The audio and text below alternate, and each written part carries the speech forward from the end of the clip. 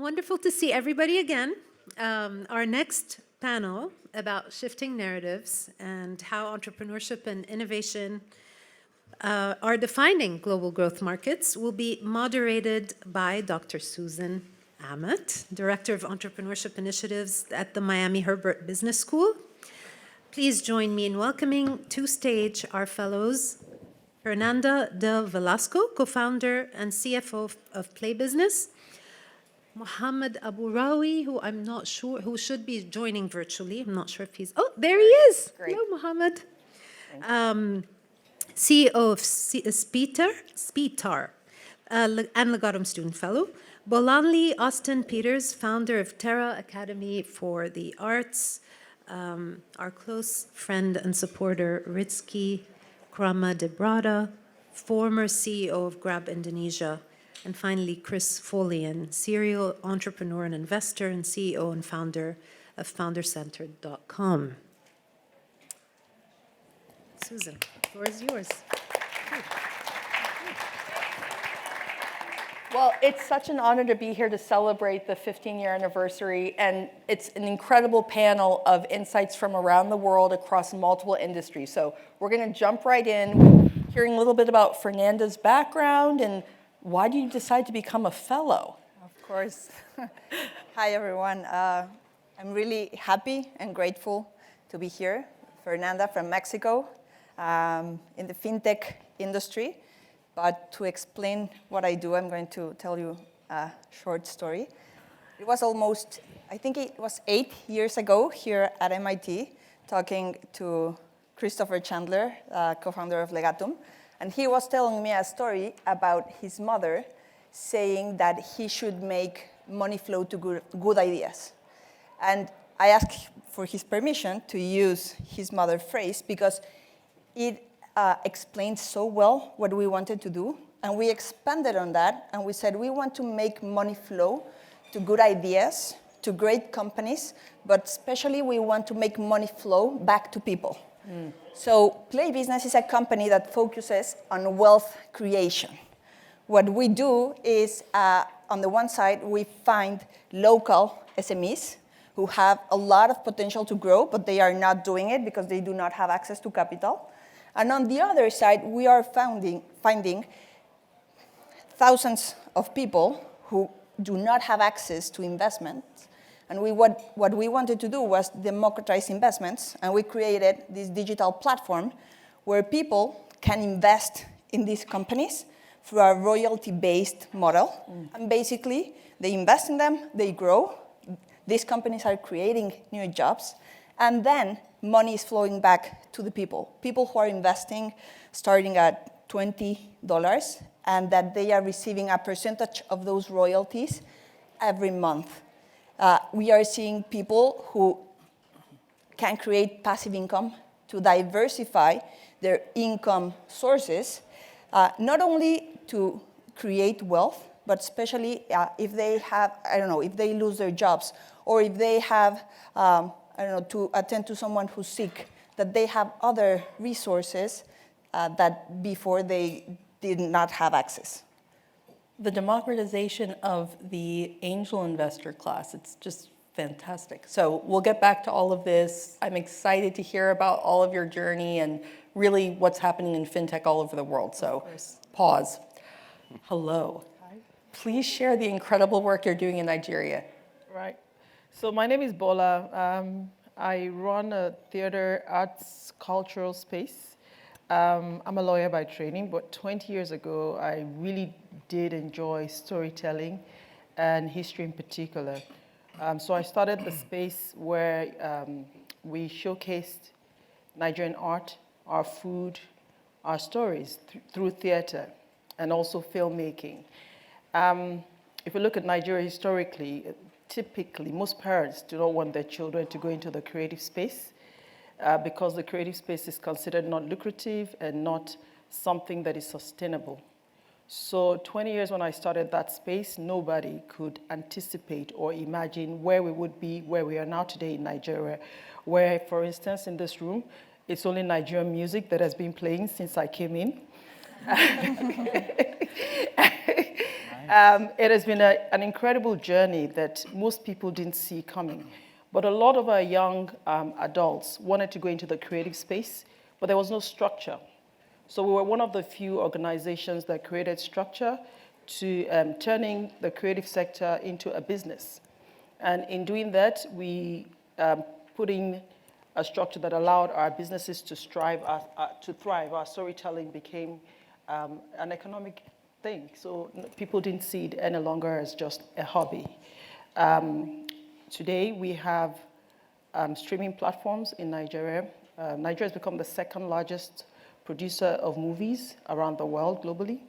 We have Amazon, Netflix, etc., all now coming into Nigeria, paying a lot more than we used to imagine for Nigerian content in the past. In addition to that, we also take our theatrical performances, which were more or less dead a couple of years ago. We take our plays abroad we've been to Egypt, to Dubai, to South Africa, to London, and these are products that prior to now nobody thought could compete globally. So where we are now, Nigerian stories are beginning to get to #1 globally on Netflix. We're taking the #1 spot.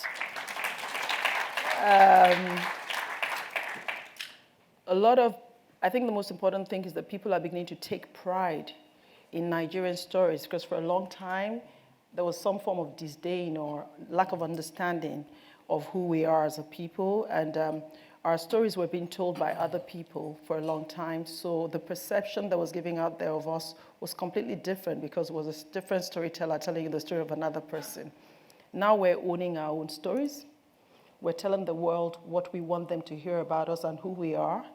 And I think that in that space, the narratives start changing and people are beginning to look inwards. More parents are excited to see their children come on into the space now. We've trained a lot of people in our space, a lot of young people. We also started an academy with MasterCard Foundation. We've trained 22,000 young people now in filmmaking, in lighting, sound, tech, things that before did not exist. So I think that's, in a nutshell, gives you a background as to what we do in TerraCulture. I'm not going to let you get away with being so humble. So this is not just the woman who set up the space and makes sure there's wonderful programs. She's actually one of the most prolific directors in the country, the highest grossing film director, I believe, ever in Nigerian history. So Thank you. nice try to just be behind the scenes, but she's the role model for all of these kids that come into these programs. So that's amazing. And that role model, we especially, I don't want to say especially as a woman, but you know what I mean. Amazing to be walking the walk and showing it can be done. So Thank you. I see you blushing, it's okay. Mohammed, you're up. Please share your story and the incredible work you're doing as you scale. Yeah, thank you so much, and hi everyone. It's a pleasure to be with you. Just a sound check here. Can you hear me? Oh, it's fine. Perfect. Okay, perfect. So yeah, I'm Mohammed Abrawi from Libya. I describe myself as the full-time executive assistant of 2 toddlers. That's kind of the type duty. However, whenever my bosses give me time, I'm a physician by background, and I have also the pleasure of leading our team at Spitar, which we actually started at MIT back in 2016 out of the MIT Hacking Medicine, I remember. Back then I was working across the river at MGH, the Center of Engineering and Medicine, and I would often, in between surgeries, just kind of run across the bridge and meet my co-founder, where we early on we'd be working throughout the night, getting benefit of that kind of free coffee and snacks at the Modern Trust Center. So since then, I've left my scrubs behind and dived full-time into Spitar, which is basically driven by a need that I've seen personally, being a physician in the diaspora and knowing that I was becoming a part of this huge exodus or this massive brain drain that not Libya specifically, but the continent in general and in many areas, let's say growth markets around the world are suffering from. Actually, in Africa, I think it's 1 billion annually that is lost because of the medical providers that are trained locally and then end up leaving.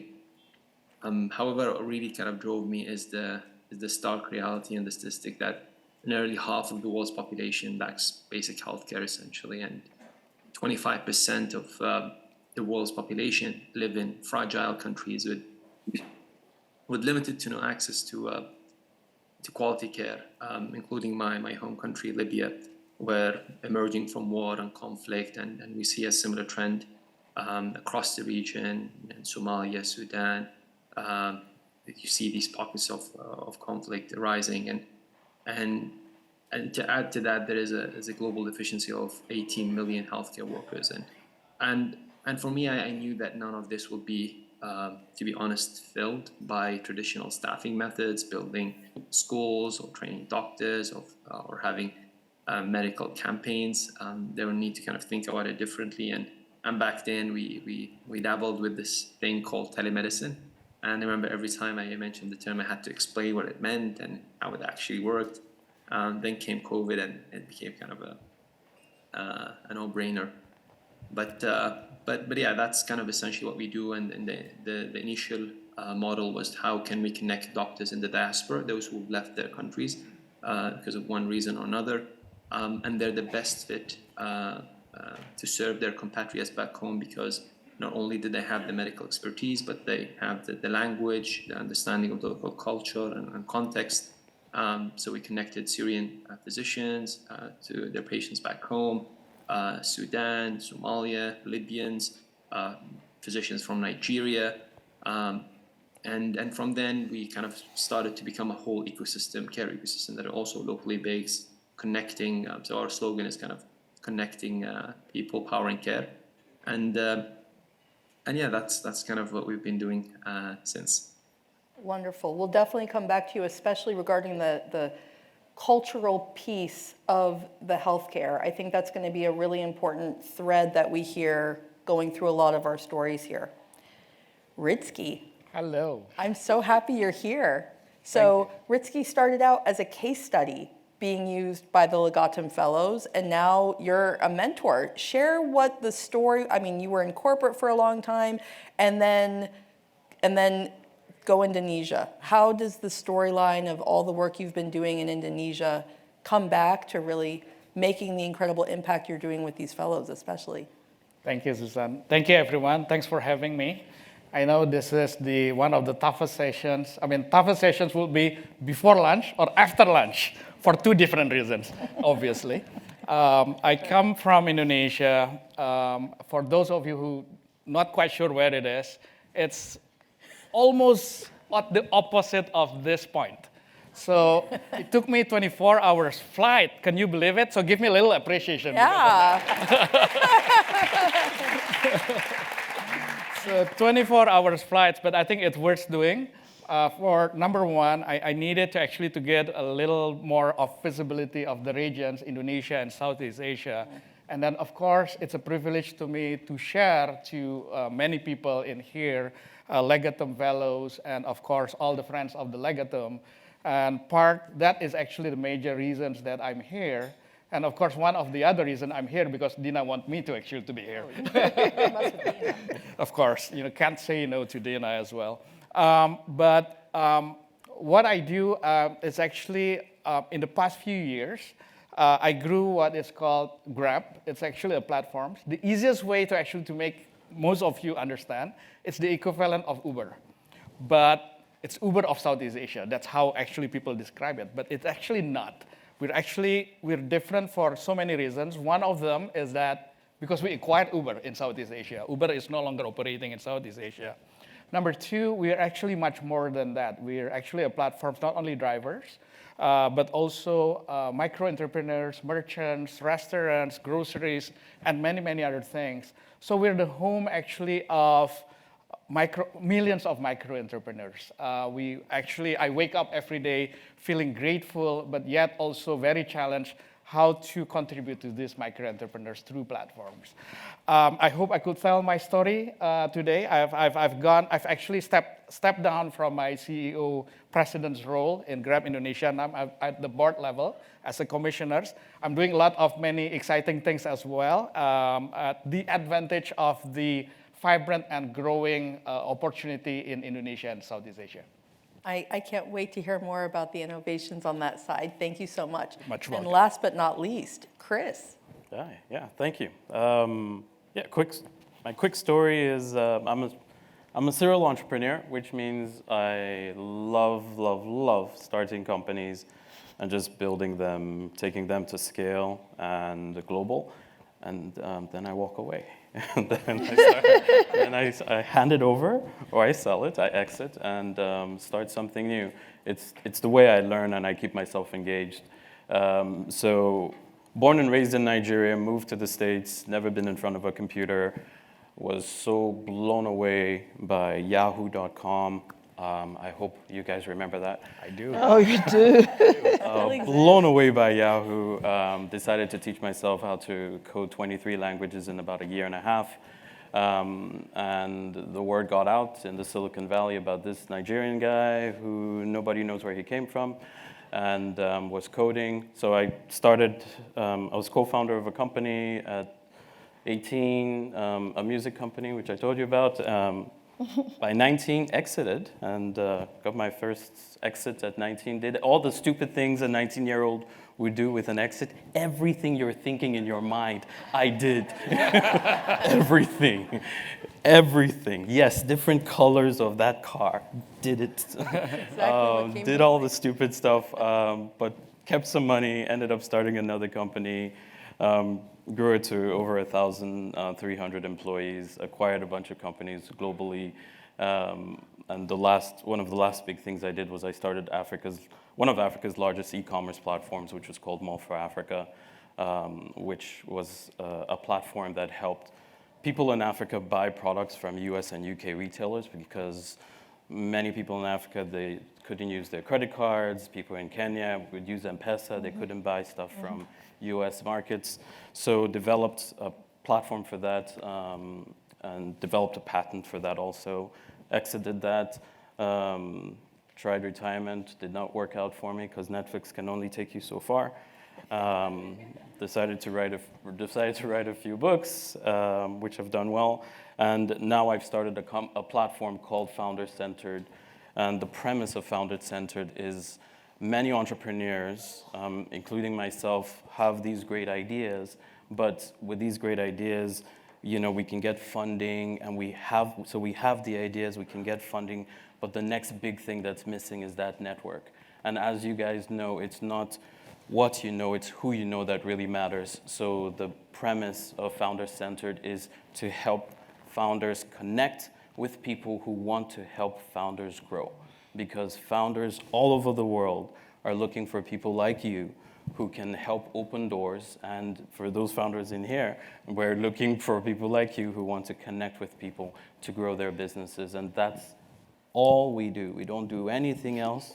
If you're looking for anything else other than a network connection, we do not do it. And but that's what Founder Centered is. I love the focus, Chris. That's typically a challenge of most entrepreneurs. Well done. All right, so now I want to go 40,000-foot view on industry in some of these markets. I know, for instance, in fintech, you're seeing globally a lot of the things that are happening and how entrepreneurs are leapfrogging and really kind of changing the entire ecosystem of a place. So start in on Mexico and then LATAM, world, what are you seeing? And what are those challenges that entrepreneurs are facing? Are there success stories? Please. Sure. I mean, definitely what we are seeing in Mexico, LATAM, and globally is money going more digital.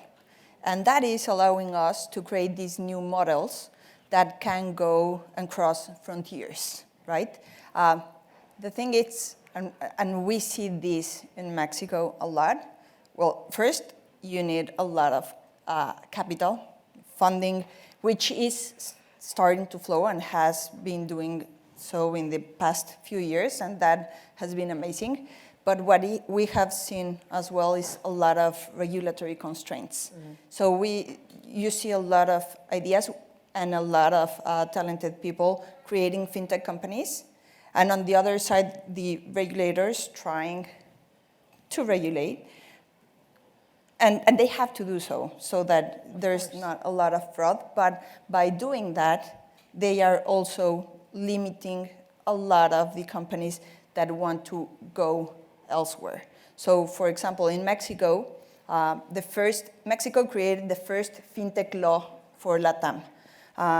We were part of those talks and creating that law because we were seeing like, hey, there's a lot of companies like us and we're starting to do this and there's nobody telling us what the rules should be. And even though everyone was crazy and even though my mom thought I was going to jail, which is true, we knocked on so many doors and said like, hey, we should be regulated because if you want to create a business, a sustainable and a long-term business, you have to have this structure and this basis. The thing is, even though you go there with a lot of hope and saying like, of course, this makes sense and have the best intentions, regulators take a lot of time. And then even after getting this federal law, which sounds easy, but it was not, getting this federal law approved, 5 years from that, we still see judges saying like, hey, I don't know, I don't recognize a federal law. And if you go to a lot of other markets, we see this in Latin America, in Southeast Asia, we see this in Africa. Actually, I was talking to someone in my table, and she was telling me like, hey, you should bring this to Africa because we have the same problems. Access to capital, democratized investments, that's something that you see everywhere. And they were asking me like, why are you not doing that? And it's because regulation. And I think that's a big opportunity for us entrepreneurs to collaborate and to come together to start working and saying like, hey, this is what worked in my country, but how do we start moving things everywhere? Because operation-wise, we can go anywhere. And we will continue to do so as, again, money becomes digital. But then we have to face these barriers that are still there and that they are going to take time. But if we do that as a community, and if we have the support of policymakers and key players, then that's definitely something that I see in the future. I think on the fintech side, especially in Latin America, there are so many corporates who are very comfortable playing with the startups and the scale-ups. They're very comfortable with that model. They haven't necessarily understood how to acquire a company and integrate properly, but they're there standing with you on the policy development side. Is that what you've seen outside of Mexico? Because I've seen it here and there, but they're trying at least. They are trying. I don't know how successful they are. Again, they have a good intentions, but then everything is in execution. Yes. So I do see that things are moving there. But of course, us as entrepreneurs, we want to go a million times faster. Yes. And then things like COVID, or when you operate in these global markets, you have a lot of challenges that you wouldn't have in other markets. And those things, even though we are having more support, those things as the political environment, a lot of economic conditions and stuff like that are still limiting. And there's still the challenge of when you bring financial instruments and support to the startups and scale-ups, or not even in the tech industry, micro businesses, small businesses, sometimes that transparency leads to tax grabs and, because now they are on the books and the cash and the revenue is completely transparent. So are you seeing kind of a balance being struck between moving fintech forward and making sure that small businesses get the support they need without more government interference? I mean, what we are seeing, because we focus on small businesses, and what we are seeing this like transformation process, where these companies, of course, they would have like this double accounting and a lot of stuff. but like the learning process where you have to tell them like you need to go formal and be transparent, because if you want to take outside money, and that's part of the growth process, we are seeing those companies at the beginning like, hey, I'm not sure because I'm going to pay more taxes and stuff. But then when you show them these examples or these success cases, for example, I have this company, they create compostable boxes and they sell them to Costco. And they were only in 6 stores. And now with our investment, they are in 40 stores. They created hundreds of new jobs, and they are generating a lot more. So yes, they are paying more taxes, but they are also selling a lot more. And on the other side, they have 100 investors, small investors, who are also getting the money back. Yeah. So showing them those success cases, like that's helping a lot. And now we have to show the government, like, hey, I'm generating more money for you. So you should be helping us. And when I say helping us, it's not even like give me a tax break or something. Just give us a lot of like clarity on how things should be done tax-wise. Because even though we have a law for the past 5 years, we still do not have the tax, how it should be treated from the tax part. Yes. And I mean, that's crazy, but that's the markets and the challenges that we need to face as entrepreneurs in those markets. Well, when I think about truly crazily regulated industries, fintech's bad, healthcare may be worse. So Mohammed, I think it would be fascinating for you to share, I mean, telemedicine is a common term pretty much everywhere now. What kind of challenges have you had in setting up this pilot in Libya, but then as you scale to all these other regions, can you share with us a little bit about region by region, what's been happening, how has the regulatory environment been? Just walk us through the differences across some of the regions that you've been going into and the research you've been doing. Okay, how much time do we have? Yeah, it has been quite tricky, and I think to Fernanda's point, I think there is that potential of just kind of establishing this for the first time and coming to a place where regulators have not even thought of that because they're busy just, I don't know, providing medications and devices and building basic clinics. Even I think the first time that was came to mind was during COVID, when some of the local authorities just found that we were up and running and that we were quite helpful in addressing the COVID crisis back then and helping them triage and so on. But I think in many of the contexts that we operate in, especially in fragile post-conflict, sometimes you're driving that discussion because, as Fernando mentioned, you want to build that solid foundation. So no one comes down the line and kind of topples you and tells you, okay, what you're doing or where your data is and whatnot. But it is something that you almost like need to self-regulate. The first time we encountered kind of some semblance of a structure and a policy was as we started to scale in Jordan, in Egypt. There were some structures in place because there was no health records, right? There was not even like the notion of electronic health record. There was not just a thing. People would just kind of, like my parents, my family will just move around with their paper files, and they had complete ownership of that file, and they would lose papers as they moved from one clinic to another, and they would have to kind of follow up and do the same procedures again. But I think what really has been important for us is kind of localization, because as you mentioned, Susan, about moving from one geography to another, whether it's within Libya or across the borders. I think, and that's kind of my personal belief, is to build a truly shared future where no one is left behind. I think we must ensure local ownership.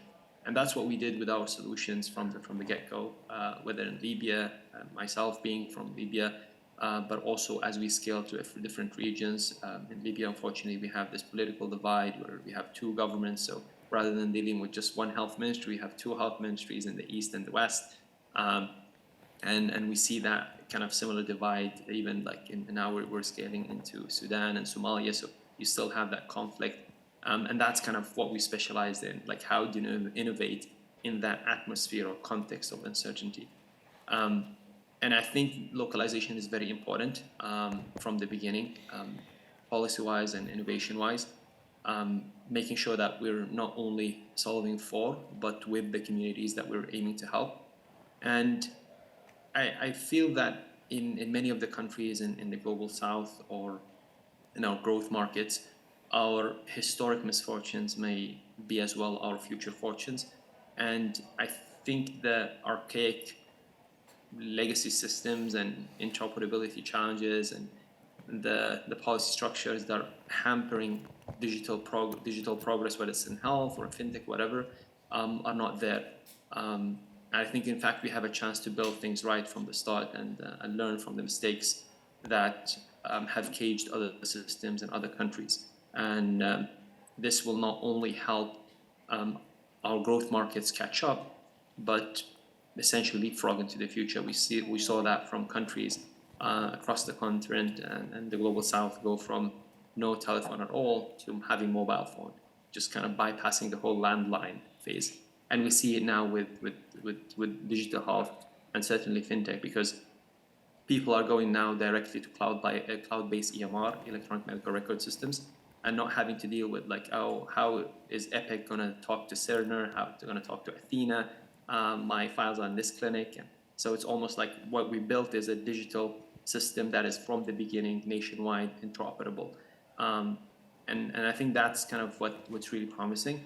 But going back to your question about policies, it is just kind of figuring things out as we go. And for us, we have been kind of self-regulating, making sure that we are HIPAA compliant or compliant with the GDPR regulations, because most of our physicians are also abroad. And making sure we don't fall into the trap of digital exploitation, which we see with many digital solutions, just kind of parachuting in many of these geographies without disregard to where this data is being hosted, how it's being handled. So yeah, but yeah, it is a challenge that we kind of keep unpacking, I think, and there's different layers. I think the global storyline of most entrepreneurs is this like go fast, break things. And in the case of all of these fellows, you're looking for the biggest challenge. You're making an incredibly long-term commitment to a vision of really systemically changing how that industry works in your region, knowing that you have to become a policy expert, do everything the right way from the beginning so that everybody can kind of pick up your flag and you become those champions of those regions while you're also running a business. Sounds like you have lots of free time. So, but if you have any misstep, that could tarnish the industry growth. Mm-hmm. So it's just such an added, my gosh, you guys, crazy. Okay, so Nigeria filmmaking and arts in general. Mm-hmm. You started out with, in Nigeria, parents don't necessarily want their kids to go into the creative arts. That's everywhere. Yeah. I teach at a university, and almost every parent, especially the entrepreneurs in growth markets, want their kids to still be a doctor, lawyer, engineer, right? So how do you start that education, other than living it and breathing it and doing it yourself? How do you start that education of giving these kids hope that they can follow their talents and letting the parents know that everything's going to be okay? We got you. Here's the system. Here's how we're making this a serious industry versus go have fun and dance and don't work, Yeah. I think it's work in progress. Nothing is 100%. So I'm talking to you now from a 20-year perspective. 20 years ago, Nigerian music was just not popular. Parents didn't understand why a child should go to school and want to play music. It wasn't heard of. The same with theater or with movies. Now, I think the biggest gift is the fact that I am doing it and I'm a reference point. and they understand that you're probably not crazy, and you have structure, and you've been able to turn it into a business. So it's no longer about fun. We have all the business elements or structures that any other organization has. So we've demonstrated that you can have an arts institution that functions like any other business. In terms of role modeling, when people look at you and they can see that you're able to pull it off, it gives hope to those coming behind that maybe their children might turn out to be the next you. But what is even important is that in Nigeria today, there are loads of people now that are becoming very successful on the global playing field, from the music artists to our fashion, fashion designers, to film stars. So we create the platform for the film stars to thrive. And like I said earlier, there were no rules. There was no playbook. As we went along, we shifted, we reorganized, and we asked ourselves the question, what works for Nigeria? So we were not taking a playbook from Hollywood. It's not what Hollywood has done best. We're doing what works for us in Nigeria. So Hollywood at times will spend $1 billion on one movie. We will spend $1 million, and we're getting to number one. And it's shocking also that for a long time also, we wanted to be like the West, trying to tell Western stories, Super Spider-Man, things like that. We're not Spider-Man. What we're trying to do in Africa, we have our own unique African stories. And we're finding out that somehow the West might have maxed out on their stories. We have a lot of stories that haven't been told. So they're looking to us now, because a lot of them are coming in and they're asking, what stories do you want to tell, Bola? We want to hear those stories that are indigenous to Nigeria. And the minute we started telling those stories with the right technology, for a long time, the stories weren't consumed because of the packaging. The strength of the West is their packaging abilities. They can package anything. Even if it's not great, they'll package it and it'll look amazing. For a long time, we were not very good at packaging our own stories, our lifestyle, our heritage. But Nigerians are stepping to the plate. We're realizing that if you want to package, we'll package just as well as you. So we're teaching people those skill sets, lighting, costuming, makeup, hair. Those are the elements that we're always missing in our storytelling, not that the stories were not good. Yes. We're just not putting it in the right package. So now that we're getting to that point where we have schools, we have academies that we've created that are teaching young adults now that you can be a professional lighting expert, you can be a professional in sound, etc. We're finding out now the quality of our content is becoming better consumed globally, simply because we changed the packaging of it.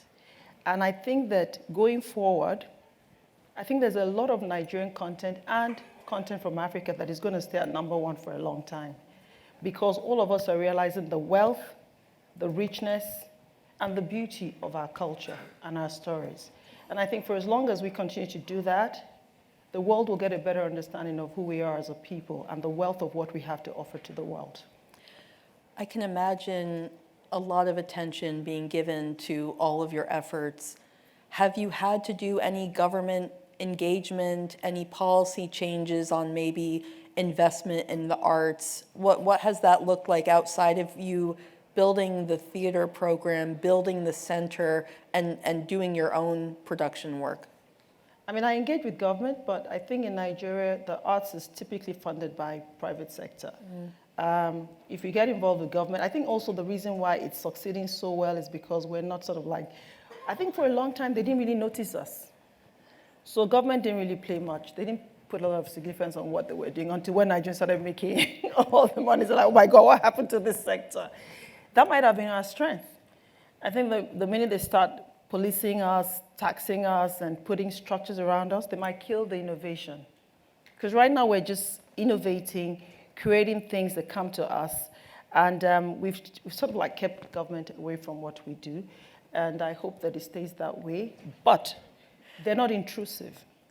Government is not intrusive, and it is not blocking our creativity.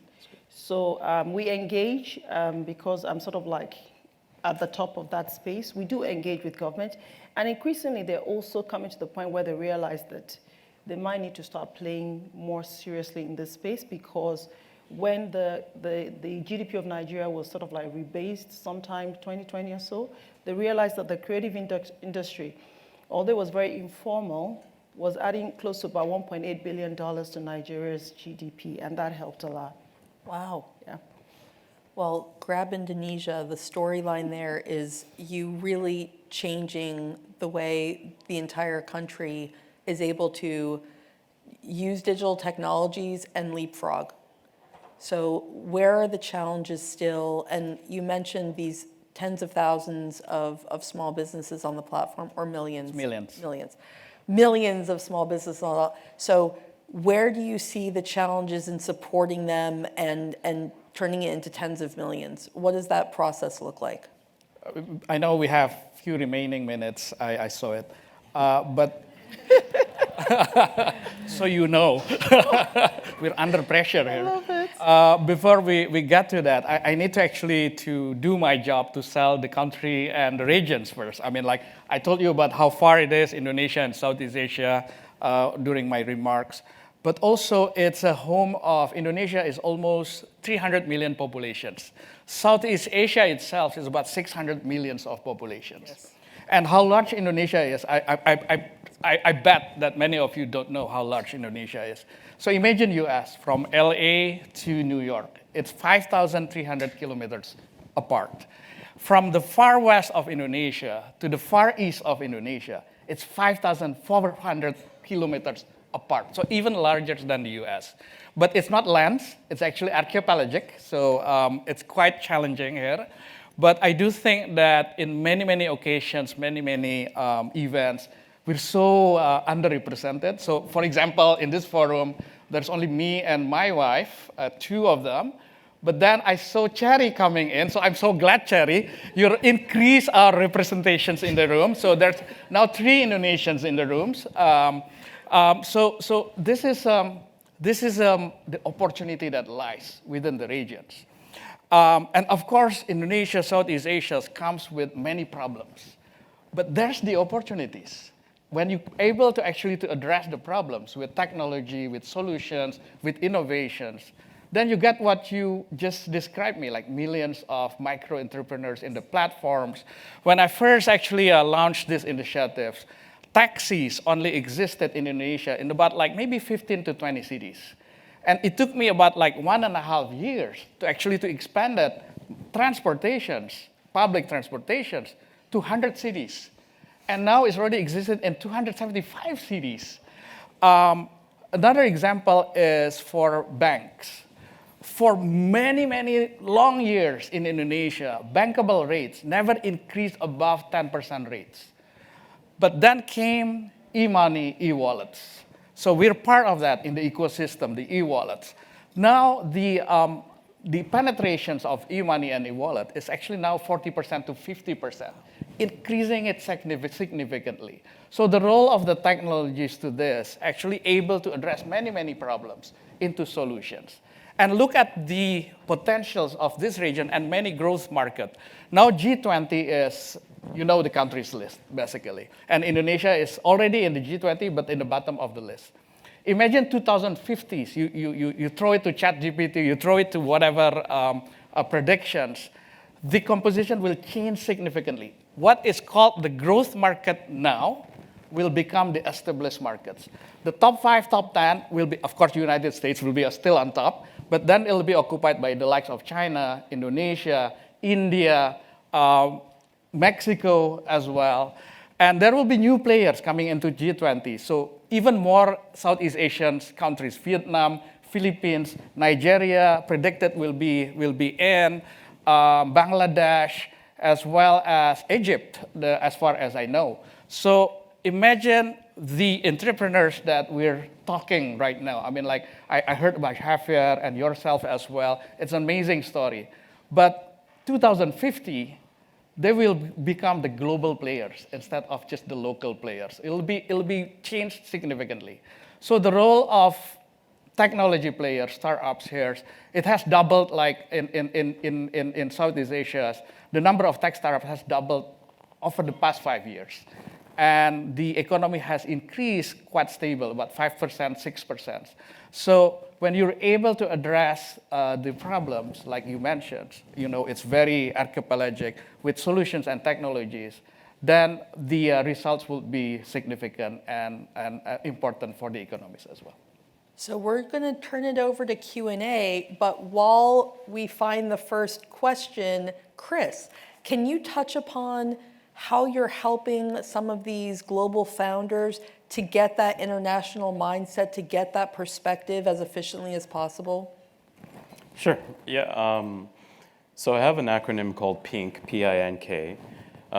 P is for passion. So one of the main things that I think entrepreneurs need to understand, which they don't, is a lot of them are just following the flow. Like, what's the new hot thing? So right now it's AI and crypto and all that stuff. So I tell them, yeah, that's fine, but if that's not your passion, don't do it. Because you want to go towards your passion. So P is for passion, I is for innovation, or it has to be innovative. You can't come up with a wheel because that was already done. So let's not bother. So be innovative and have some kind of unique selling proposition. And then N is for networking, which is what the platform does, which is try and create the best network you can. Because without a network, I don't care if you have $1 gazillion and you have a brilliant idea. If you don't have a network that can push your idea, you are wasting your time. And then K is for knowledge. You have to keep advancing and improving your knowledge and enabling yourself to learn more, because the world is an ever-changing world. Nothing is staying stagnant. And if you plan on staying stagnant with your business and with your knowledge, you will not grow and you will not thrive on this particular planet. So pink is what I tell all the entrepreneurs as they try and scale and improve their businesses. And what I say is, if you don't have pink, don't bother being an entrepreneur.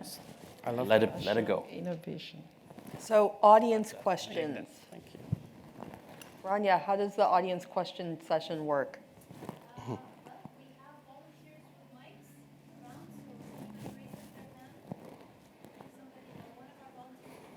Great. Questions? No questions. So, Bola, it's great to see you. We all know about Iroko. They've been in business for a long time on the continent, creating content. I just want to ask your view, your opinion about how they could really maybe transcend, really grow, really become global when their content is consumed globally, but their revenues up until now have kind of struggled below what they might be. So what do you think are the biggest challenges? Oh, sorry. I was looking for a mic. Shall I go on? Please. Right. I think first is that Iroko is doing such a fabulous job because it's a Nigerian-owned company that is a distribution platform.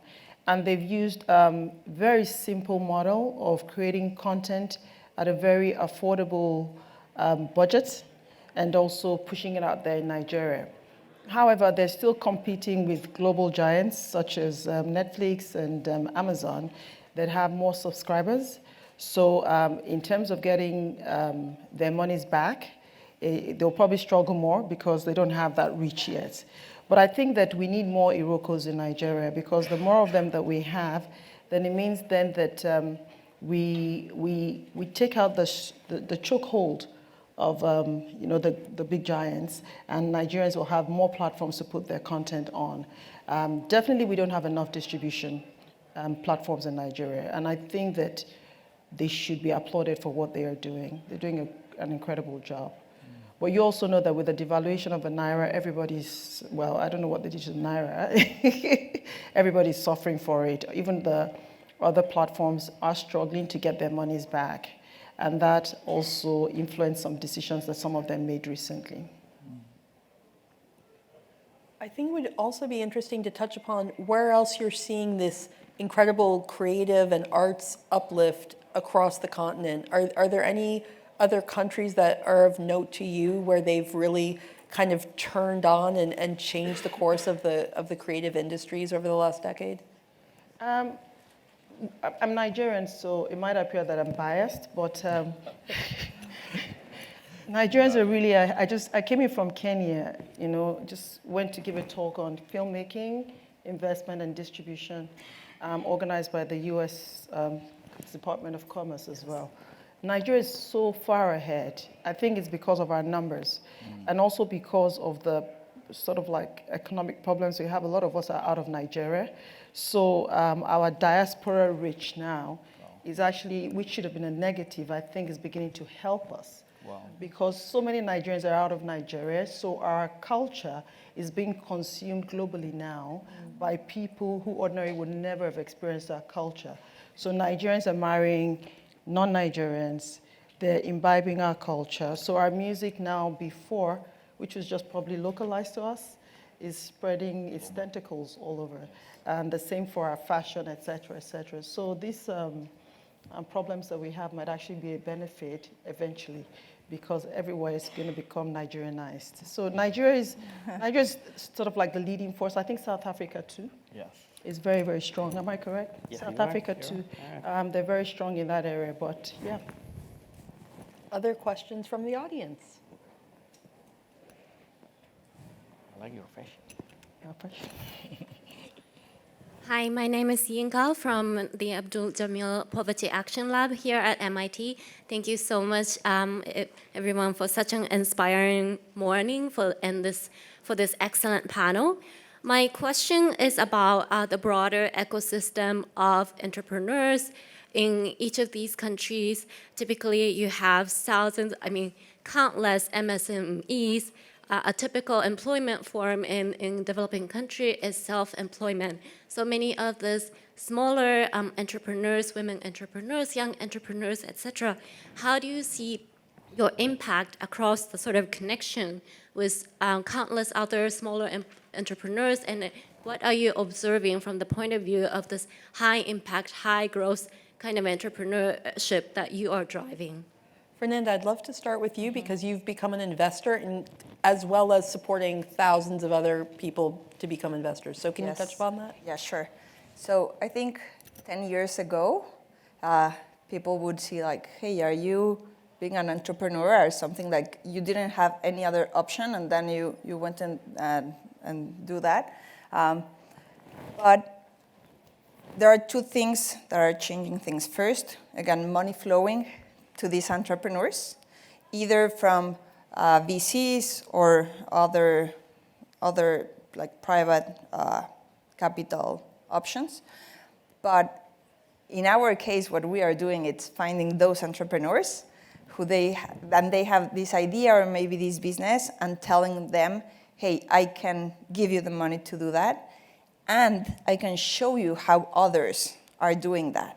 Because it can be a little discouraging to be, again, in these markets where you have all of these constraints, and then you think like, okay, I have to keep my business like this or my idea like this, but when you start seeing all these other options, and again, these cases and these people and these examples where they are making it happen, I see a lot of them making the jump and starting their business or growing their business. In my case, I have the specific mission of helping more women, especially because normally they have way more doubts, even if they come to me with an amazing idea or an amazing business plan, and they are telling me, oh no, I only have a 30% margin. And I'm like, oh my God, this is amazing. And so giving them that confidence, either through mentorship or showing them, again, other cases. And at the end, again, you can mentor them, but if they don't have the means to execute their vision, then things are not happening. And again, as they see more and more success cases, others are starting to see at these businesses and these entrepreneurs who were definitely left out. Mohammed, if you're still with us, I'd love for you to touch upon this as well, because you're working in conflict areas, lots of rural areas. So how are you seeing the entrepreneurship ecosystem, and where are you seeing growth and opportunity for them to continue to solve local problems and then hopefully scale? I'm double clicking on everything that Fernanda stated, and I think entrepreneurs in global markets, and especially in the markets that we work in, are uniquely positioned to understand local challenges and innovate solutions that are both sustainable and scalable. And actually, there was a statistic I came across recently by the Global Entrepreneurial Monitor that says startups in growth markets make up about 40% of the GDP, which I don't know, maybe it's an outlier in Libya because we're mostly dependent on oil, but I can see how that would be true as well for countries such as Libya, as we see kind of oil prices dwindling. For us, our approach, or kind of the quote that we have been kind of living by, was this African proverb that says, if you want to go fast, go alone. If you want to go far, go together. And we often use that and reflect on it, not just internally as a team, as an organization of over 100 people, but also in the way that we think about the ecosystem at large and the entrepreneurs within the ecosystem, the different players. And I think the journey of growing that ecosystem, the journey of impact requires collaboration. And I think for us to fulfill the true potential of a market or a certain market or geography, we need to have those collaborations. And I think as like a social entrepreneurs or impact entrepreneurs or entrepreneurs in growth markets, it's about having the audacity to tackle entrenched societal challenges and jump on the next opportunity. But most importantly, I think there has to be a sense of humility to acknowledge that we're just pieces in a giant puzzle, and everybody kind of lends their share. The way that we've done it, for example, is we started a training program where we started to kind of ramp up people, both not only the medical expertise but also the technical expertise, and started to build kind of an ecosystem of medical technologists in a way, and that now are like embedded in the health ministry and different organizations across the country and the region. Well, I can certainly say this was incredible being on a stage and on a screen with people so focused on impact and really making a legacy for themselves and their countries and changing the industry. So thank you all for being part of this, and happy 15th anniversary. Happy 15th anniversary. Great job, we survived.